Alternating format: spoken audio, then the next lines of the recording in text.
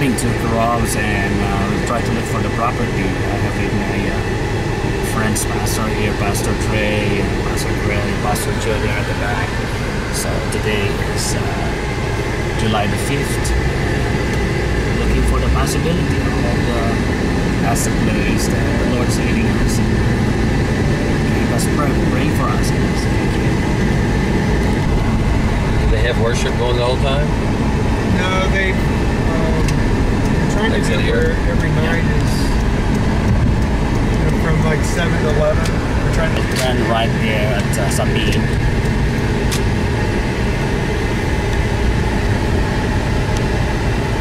Turn right here? Yes, sir. And we can park right here. Right here? Yeah, right here.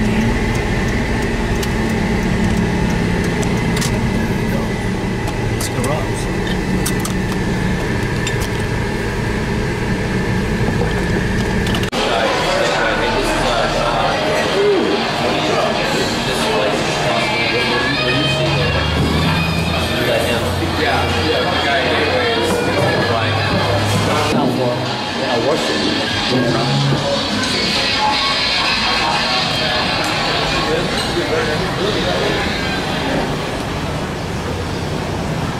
Hey, Nelly, thanks.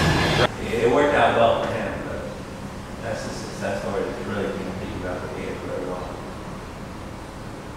I think what you're doing is very effective because you're not only setting up in a classroom, but you also go to the field to show them. And that's why it's been so effective. You know, can relate to that story because, like I said, you have to keep evangelist who discipled me. You just showed it to me how.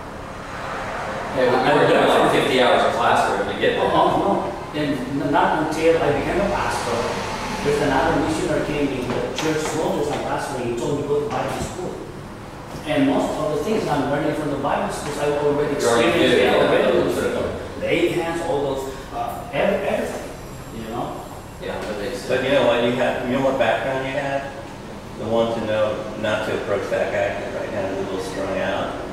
In other words, you had the street smarts already. Yeah.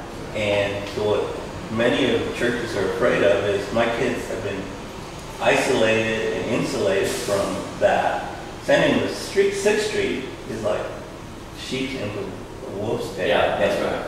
And that's that fear that Greg was talking about. Oh yeah, we wanted to talk about this. We don't know how to do it. That's too scary. I had a Listen to the guy with tattoos there. I had a guy, you know, worship. You know, he does worship all the time, and I said, "Well, dude, you really should come out." And he's like, "Just to be honest with you, I'm scared to death to go down there." I'm like, you're not by yourself. Okay, there's 6 or 8 of us around you at the same time. You know, it's okay. I'll hold your hand. You know, but I mean, the first time you put on that orange shirt, it freaks people out. Yeah. It was like, because you are a target.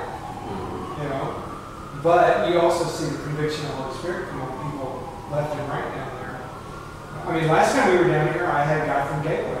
He walked by, he's like, "What church you go with?" I said, "Well, several different ones." He's like, "Anybody from Gateway?" And I'm like, "No." And I said, "You go to Gateway?" I said, "Yeah." And he said, "Yeah." And I said, "Well, tell Ronnie he needs to come down." "Oh, you know what? I'm not playing the band." We've had Gateway people come. We had a couple come. But this one guy, he was just terrified to come down here. Because you know, they live in their little box of suburban church.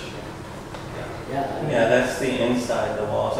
You know, a lot of the people who are into worship, they're into worship inside the walls and ministering to people, and it is a ministry. So this outside the wall, it's sort of a unique vision that's stretching them. I don't think they're really going to buy in just simply because you're going to convict them that they should be doing it outside the wall.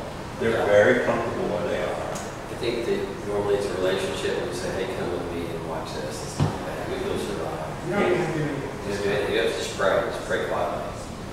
Don't say anything. Has anyone sat down with whoever's running the parish?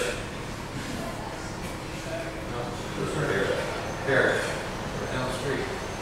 Because supposedly that's Christian-owned, Christian that guy that we talked to at the club?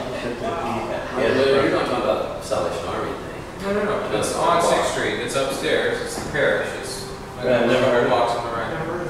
So Andrew played there. Because a lot of what you're talking about, there's some overlap. I think they're wanting to bring in Christian bands. It's a Christian-owned place. But that's just what they're doing. It's Christian bands. So they're trying to run a business, a club, but it's a lot of Christian bands that are in there. And so those are the kind of things where it's like, well, how long is that business going to last? I don't know. None of us have talked to them, and they're not plugged in, from what I know, to any of the body of Christ in the city. So, I don't know. Andrew's band played there. Limited use. We don't have stuff here during the week, so we only use about 2-3 hours a week at most. But we do have access to it, and rent's what it is. But we want to do more outreach. We want to meet. We try to live in more natural community rather than streamlining everything. We come from a background where our spiritual life became very dry. It became an empty routine. It became lifeless. Sucked the life right out of it.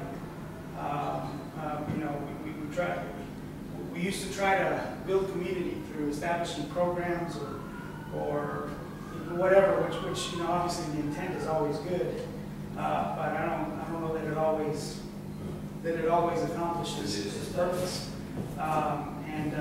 We've decided to live a life free of man-made stuff, man-made routines and programs, and we decided to follow the Lord wherever He may take us, even if we don't know where the next step is. And that's how we live. We live in freedom. We don't need a building to know God. We don't need anything other than Him. Church is not a building, right? Yeah. Let's do that. And then we're much more effective when we're not tied down. And we don't tie ourselves down.